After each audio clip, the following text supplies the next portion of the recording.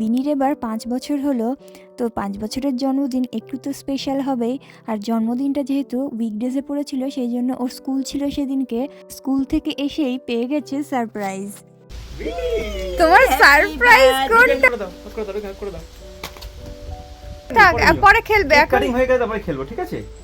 Surprise হলেও ও আগে থেকেই জানতো যে বার্থডের দিনই ও ওই পিঙ্ক বাইকটা পাবে, কারণ ও আগে থেকেই গিয়ে এটা পছন্দ করে এসেছিল।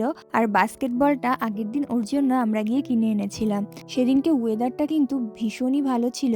আর এদিকে ওর খাওয়ার থালা রেডি হয়ে গেছে, 5 রকম ভাজা, মাছ, মাংস, তারপরেও আমের চাটনি খেতে ভীষণ ভালোবাসে, আর একটা তরকারি, আর ছিল পায়েস। আর ওকে যদি বলি যে ফটো তুলবো একটু হাসো, এইরকম শুধু দাঁতটা বের করে থাকে, মানে ন্যাচারাল হাসি হাসতে জানে না।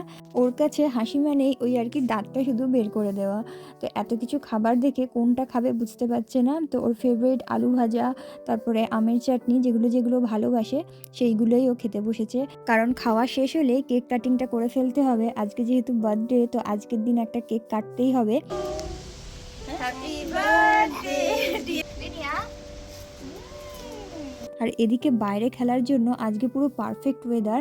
আর এদিকে বাস্কেটের মধ্যে বল ফেলতে গেলেই উল্টে যাচ্ছে, তো সেই জন্য অভিজিৎ এটার মধ্যে জল ভরে দিচ্ছে যাতে আর উল্টাতে না পারে। সেলিব্রেশন হবে স্যাটারডে, কিন্তু আজকের দিনটাও কিন্তু বেশ ভালো এনজয় করেছে বিনি।